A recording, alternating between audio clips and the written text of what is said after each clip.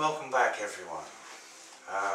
In this video I'm going to be talking about sacred relationships and how you can actually move into a sacred relationship. As we look around the world today, many of us are seeing around us or are experiencing separating from your partner. We're seeing a great increase in divorces, relationships breaking up, and what we're going to be doing really is basically giving you some tools and some tips to either repair those relationships or prepare yourself to move into a new relationship with these tools that will help you to leave, if you will, the old energies behind and move into new and higher energies in an eventual new relationship. Now, we call this sacred relationships, and it has three particular special parts to it. Now, I don't know how far we're going to get in this video, because again on YouTube we only have 10 minutes, so if at a certain point we have to break it off, then we'll certainly continue in a following video. Now, let's start with the three parts that we see are necessary for a sacred relationship. You have, first of all, sacred truth. Now, why sacred truth? Well, you have to be absolutely in total truth with each other and, of course, with yourself to be able to work through perhaps issues that you have inside of you, whether they're coming from the birth, from the formative years, or from your programming.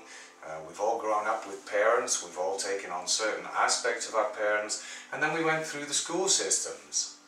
And then we went through higher learning education, and we've taken on, if you will, from our peers and our parents and our surroundings, we've taken on certain energies and we've made them our own. And a lot of those energies are not serving us anymore. And as you move into sacred truth with a partner and yourself, what you'll notice is that these old programs are going to be surfacing. And this is why you need to be in sacred truth with each other, so that you can discover those parts of the old programming. Now, this also is a part of your ascension, because as you're doing this, you are indeed ascending in your knowing and your energy. And there's a beautiful part of this sacred truth as well, because once you can be in sacred truth with a partner and yourself, then something beautiful comes out of that. And that's the second part of what we're going to be talking about, sacred trust.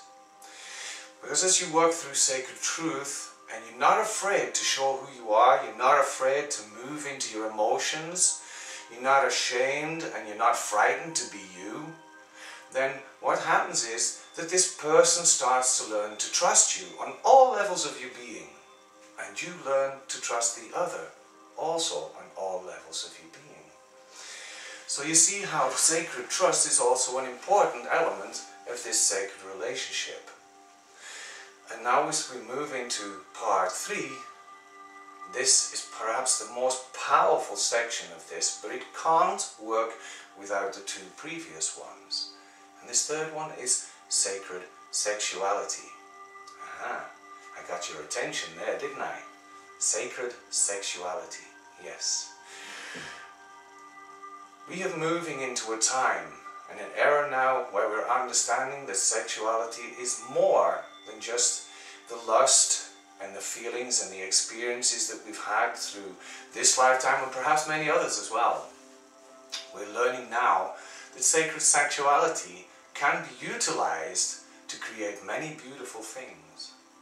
And I've developed a system or developed a course that we'll be able to take you through this experience of sacred sexuality. Now, what do you need to know to be able to go into sacred sexuality? Well, first of all, we have a merging ritual that if you work with that with a partner, you're merging your hearts together. You're merging your energies together, and you're becoming, in a way, already oneness together. Now, if you've done that ritual, or you've at least watched it and done it with a partner, or with even yourself, then this will certainly help you on the journey of experiencing sacred sexuality. What else do we need? Well, we need an understanding of the chakras, the 7 main chakras, because if you know where they are, then you are almost ready to begin to experience sacred sexuality. The next step is the infinity symbol, because you're going to be using the infinity symbol to merge your chakras into oneness with each other. And in the next video I'm going to be explaining and taking you through the full ritual so that you can experience it to its fullest. Now, the next step that we're going to be dealing with is the Kundalini energy, because you're going to need to know what the Kundalini is and how that you can raise your Kundalini energy, and especially the sacred sexuality Kundalini. You'll need to know how that works. Also, you need an understanding of where your pineal gland is, because as we go through this exercise, you'll need to see on your inner vision, on the inner planes if you will, you'll need to know where the pineal gland is. And the next piece of this is the Holy Grail. You need to know what the Holy Grail is and what its purpose is. No, it's not to be found outside of you. You will find it in this meditation directly under your pineal gland, and there's some pretty magical things take place as you're doing this ritual and this energy. You'll be experiencing on such high levels of energy, sexuality like you've never experienced it before. And it's a wonderful experience to work with each other, because it takes you, if you will, from your physical body to your emotional body to your mental body and to your spiritual body. It fills you with light. It fills every single cell of your being. It fills all parts of you with this beautiful merged oneness energy. And as we prepare, if you will, to take you through the actual meditation of sacred sexuality, for now we'll close with these tips. And during this film, during this video, I've been putting some links at the bottom of the screen that is going to help you. I thank you for listening to this introduction to sacred relationships. Namaste.